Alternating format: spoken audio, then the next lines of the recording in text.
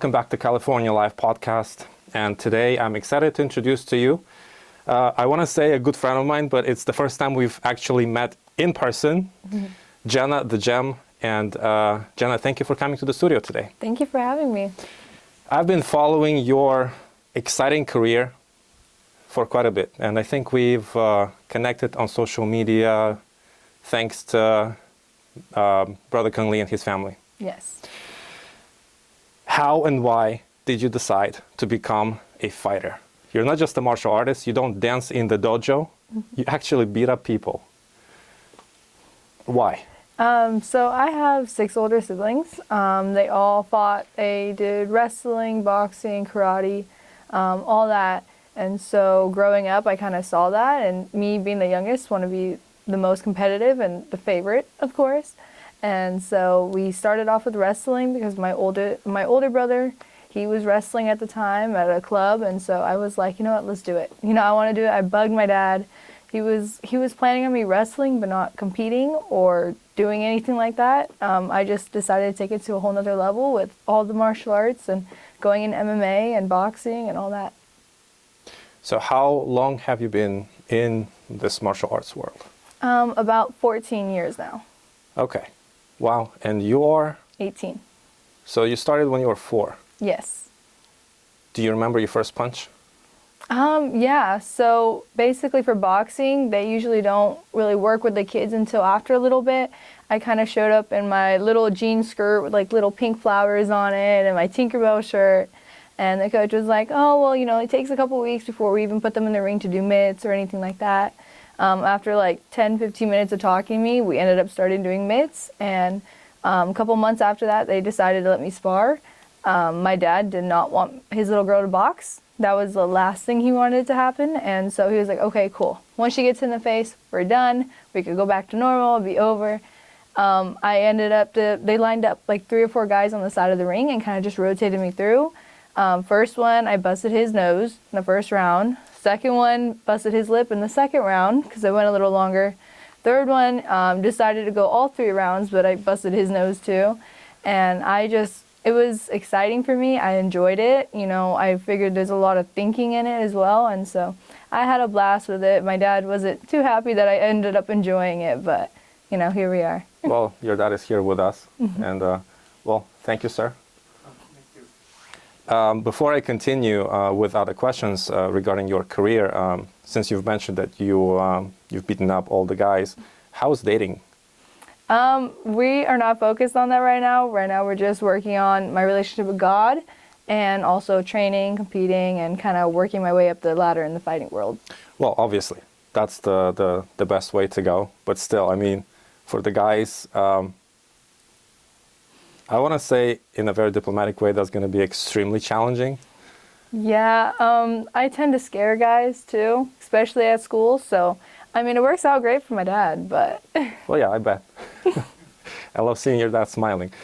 So you started at 4. You've beaten up the guys in the ring.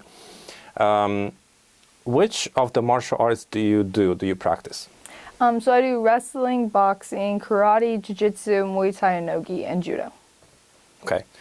Let's start with wrestling. I know that there are different types of wrestling. Greek, Roman, you name it. Which one do you do? So I do the freestyle, folk style, and Greco.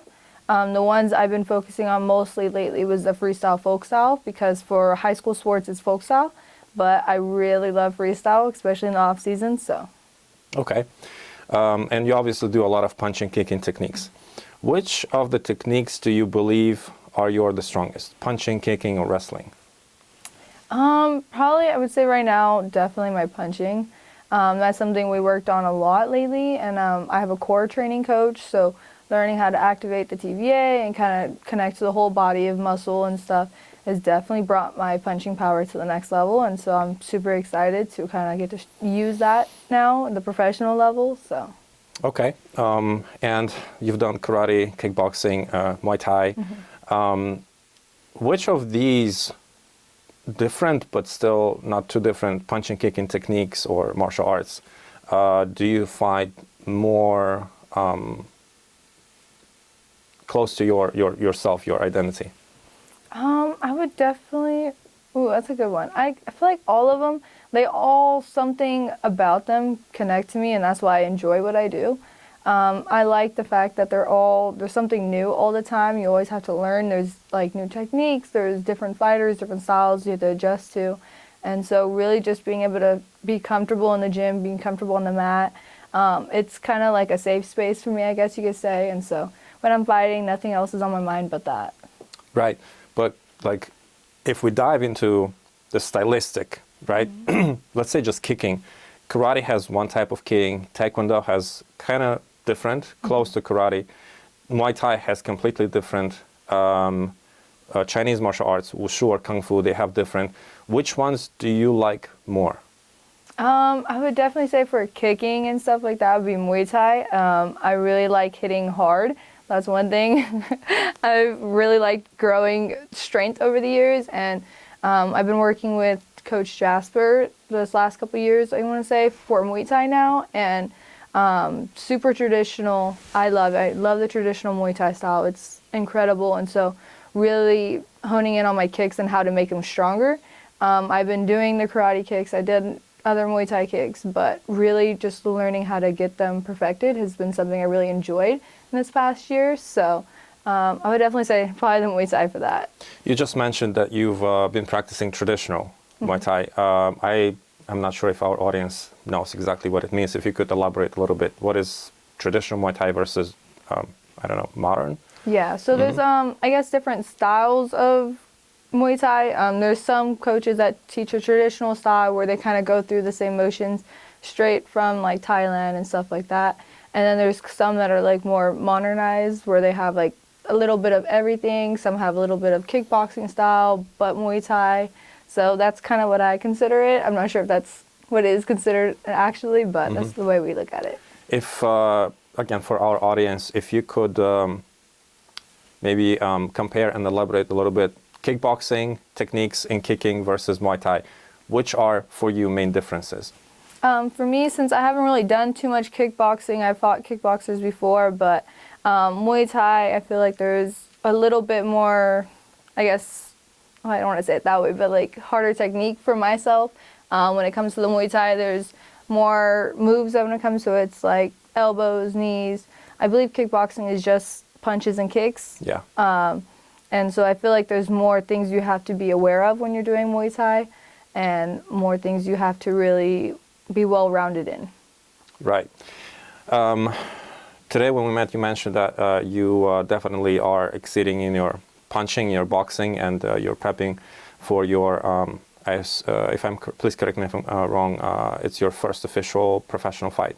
Yes, I'm making my pro debut the April 27th at the Save Mart Center on the Jose Ramirez card. So. Well, we'll make sure to make it happen and be there for you.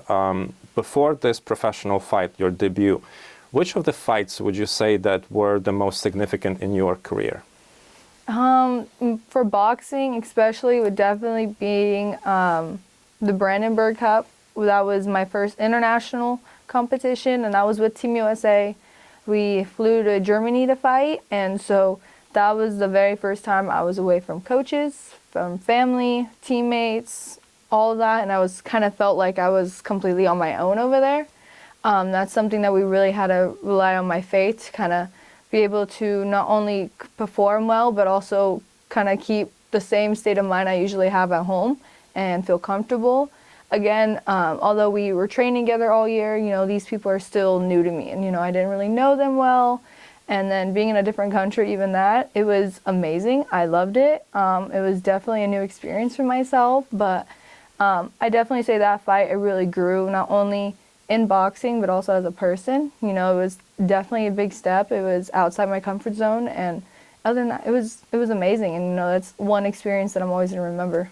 Yeah, it's good that you mentioned that the faith was with you, because even if you are away from the actual family, our God the Father is with you. How did you just mentioned you grew personally. Let's talk about the personal growth. What was the impact and how did you change? What was the growth that you just mentioned? Definitely a lot on the maturity side. I've been fighting forever. I train with a lot of grown men. Most of my training partners are high-level fighters and stuff like that. But so I already had kind of that more than most of the kids at high school and stuff like that. But going this way in another country was definitely something where I had to be like, okay, you have to be able to handle yourself completely, which is something that my dad always kind of worked with me on, is know how to defend myself, of course, with the martial arts, but also know how to hold myself in different circumstances with different people, be able to be aware of my surroundings at all time. And that's something he's grew me up with and like taught me. And so just really being able to put that into action and not have him there as like a backup or something like that. And so really just being able to not only live in the moment, but also be aware, you know, and that was something that I used, but never really had to use it like to that extent of it. And so it just made me more confident in myself coming back from that, knowing that I was able to do that. I stayed strong. My coach was worried about me in the ring. He's like, I don't know how this is going to go. He's always been with me. And so just being like that all the way over there and still being able to be myself, be comfortable, and compete at that level was incredible. And so I felt like that affected me in many different ways. So personally, I would definitely just say it affected my characteristics and the way I handle myself now, especially being back home. And so, yeah. Well, that's a fantastic story. Thank you for sharing. You fought at this tournament in Germany, you won. How would you describe your competitors and your fights? Were they easy for you? Or maybe you've had some challenges? Definitely they were bigger opponents. You know, we had to go up a couple weight classes just because of the weight classes weren't always full for there. I was expecting a little bit more, if I'm being honest. I knew the international level was hard, but I was really surprised myself that I was able to kind of step up to the plate kind of and be able to adjust to the different styles. So we fought a couple different girls there, and they both kind of had the very forward style, and I like to be the one who's putting the pressure, being the attacker. And so them being able to do that to me and them being bigger, you know, it was really good for me to learn how to adjust to that. And so at the national level, usually I'm always the one who's attacking, and so no one's ever really had the chance to come back at me. So it was definitely different, but I felt like I handled it very well. It wasn't super exerting. I know my finals, I did get sick after the semifinals match. Got sick off the food or something, and so that one was definitely harder. But other than that, it wasn't too bad. That sounds fantastic. Seems like we don't have any serious opponents to put against you. Hopefully at the professional level, you know, there is some really great fighters, and so now going into that level, I'm super excited. When you go into professional career as a martial artist, as a fighter, whether it's boxing or future MMA, you do understand it's business, and it's about winning, making the show, and making money. Are you looking for this, or you're looking for a stronger opponent, which might not necessarily be a money-making thing? Where are you in terms of these two sides of this world? I'm looking at being able to do both of that, solely because, of course, fighting is a business. You have to be able to market yourself, but also be able to perform in the ring or cage or whatever it is. I know for the first couple of fights, they definitely want to just get me going, get my name out there. But they picked a better opponent experience. We're still waiting for confirmation, but they've picked someone with a little bit of experience, so it'll give me enough of a challenge to step into it and kind of realize like, hey, this is legit, you know, like this is kind of where you have to be at. And so I think that's perfect for me, you know. For some reason, I always end up doing better with better opponents, like training or competitive. If my opponent's better, somehow my level gets better while I'm in the ring. And so I just know once I get out, there's things we could fix and get better. Either way, whether it's more business, I guess, pointed or just competing kind of thing, I want to work my way up the ladder, and, you know, however that is, that's going to be how it is. But I do want to compete with the best, because the only way to be the best is to beat the best, and to beat the best, you have to meet the best. And so that's definitely something that I'm planning on doing, and hopefully in the soon future. So that's very well said. I remember Quentin Tarantino. He said that it's better to be the last running with the best than be the best running with the worst. Yeah. So, very well said. If we step aside from this growth that you compete with better opponents and you grow, obviously, for you as a professional, what makes a fight into a good show? I would say just the intensity of a fight. You know, picking other than the levels of the fighters, but the way the fighters handle themselves, not only in the ring but out of the ring. There are some fighters who like to talk smack and kind of have a show before the actual show. That can make a fight because that's what gets people to tune in. They're like, oh, I want to see what happens. Personally, I like the fact that when certain fighters will kind of show what they got going for like their moves and stuff like that, but not in a showboaty way.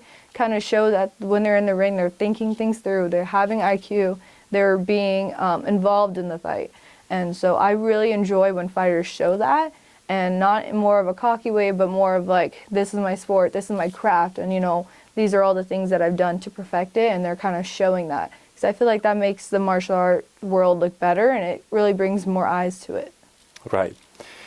Well, let's step aside from serious topics and let's have some fun. I would assume that you were impacted by different fighters, by different martial artists. If so, who were they?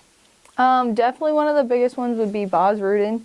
He was one of the fighters that I met at a Bellator fight. It was my very first MMA fight I ever went to watch. I went with my dad, and he was there. I was super excited. I ran all the way up to the front. You know, I had to meet him real quick.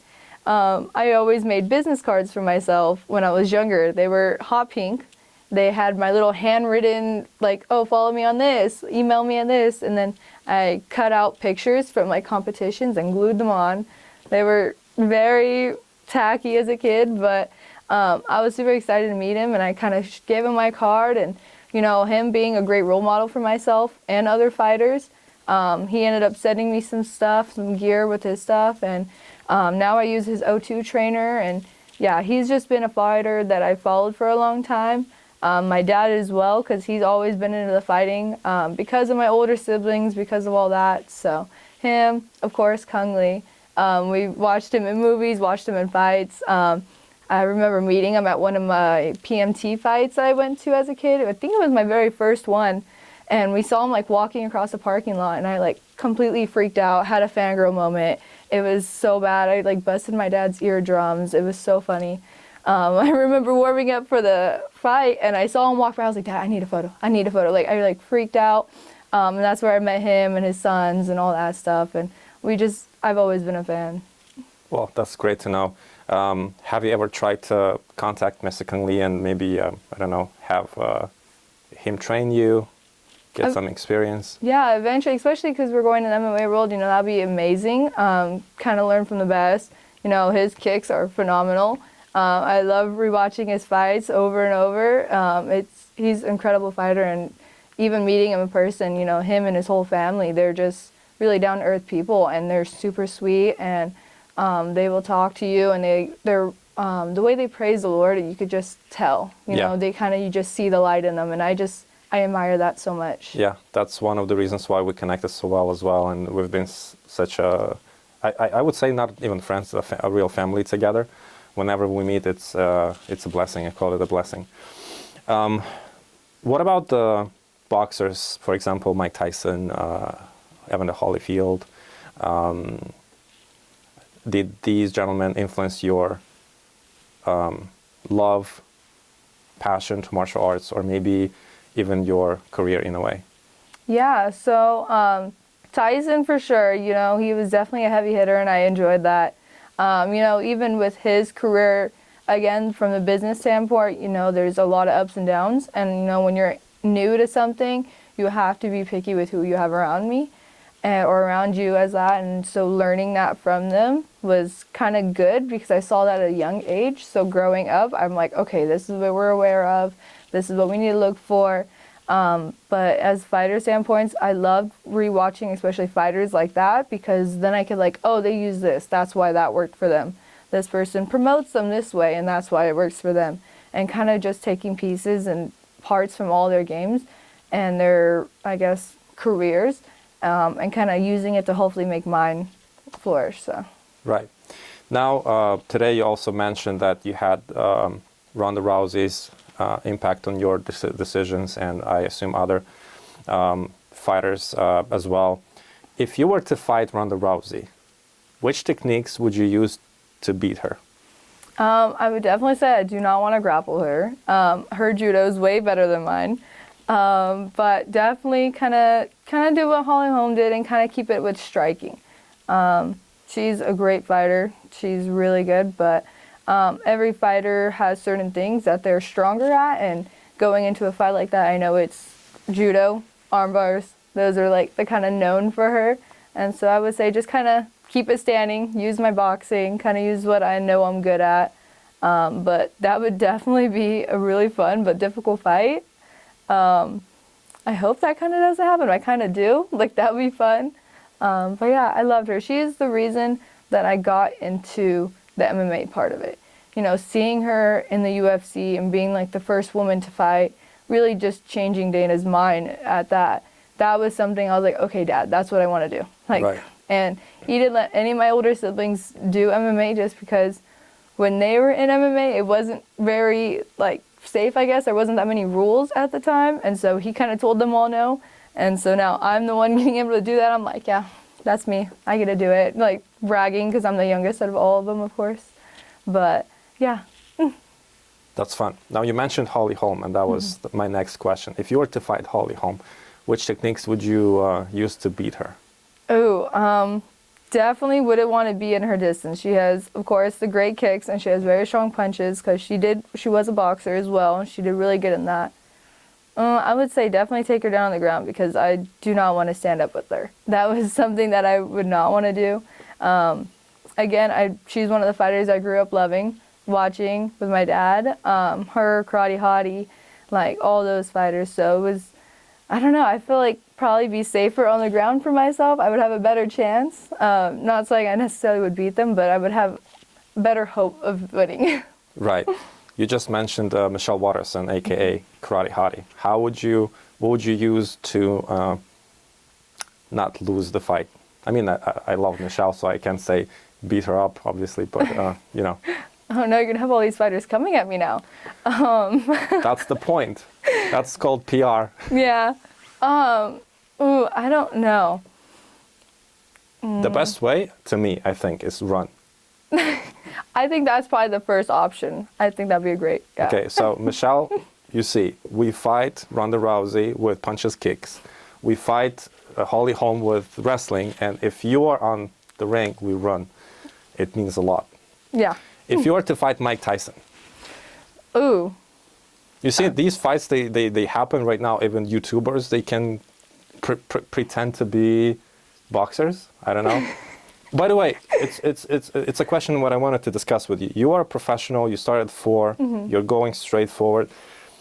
How do you take it when people from not even professional TV and film world, from, I would say it's amateur social media kind of content creation world, they fight with these icons. They challenge them and they create these shows. What's your take on it? For that, I would definitely say that's definitely a business move, I guess. I mean, props to them. They definitely made themselves bigger and they made themselves more money from that. Going into a sport, especially like any sort of martial arts, that's definitely hard to do, but they were doing it more for a promo reason and kind of just to make money off a fight, which, I mean, they're definitely accomplished things. So, I mean, they set a goal for themselves and, I mean, definitely did it. But I would definitely like to see them grow more in the sport, not more just to show off in the big show and be like, oh, I fought so-and-so, but more of just growing to know the sport and growing in the sport and kind of enjoy it better. I think that would be better, but I mean, yeah, I'm hoping it comes out more for the fighters in it and not so much the YouTube and stuff like that. Well, that's a great point.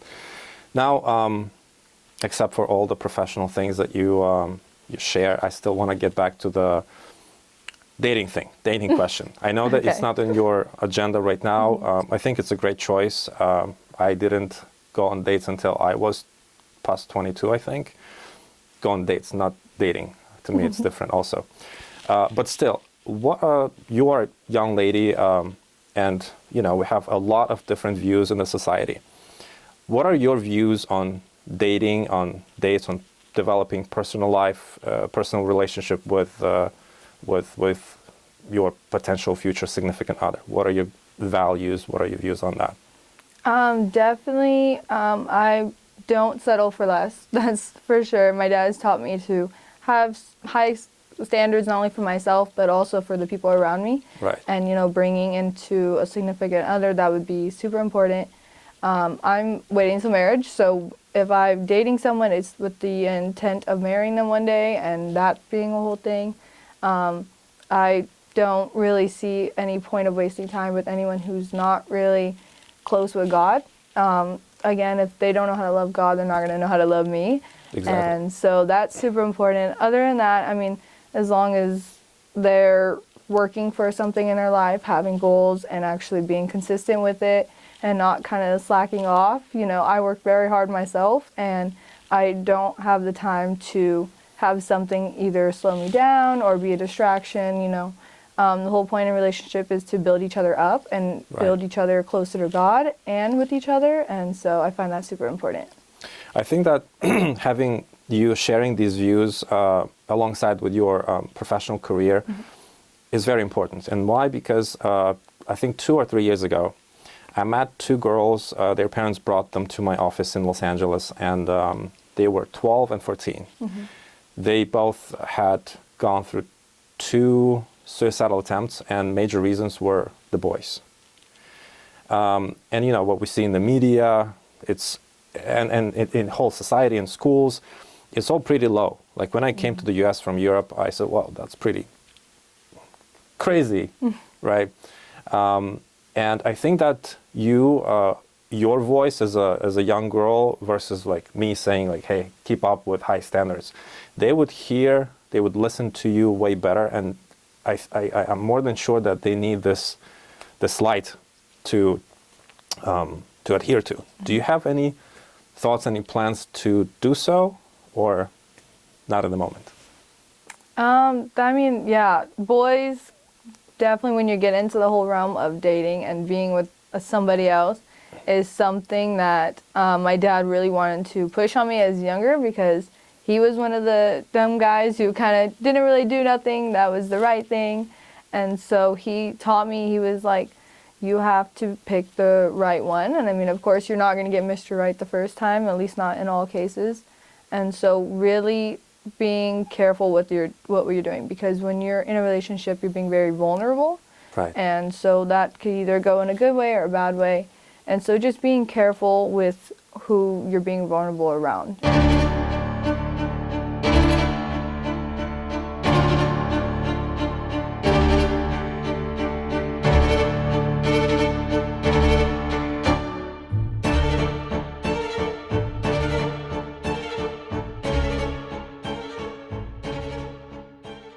The last question, Jennah, your 3 tips for success that you could share with our audience.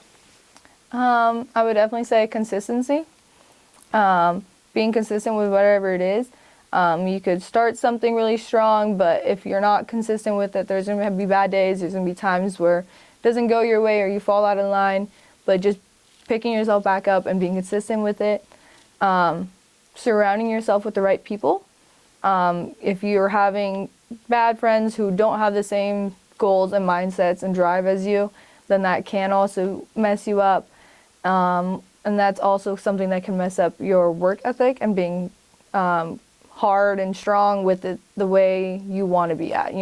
Training super hard, being ready for whatever it is you're doing, whether it's competition or big business meeting, things like that. And number 1 for me is having a good relationship with God.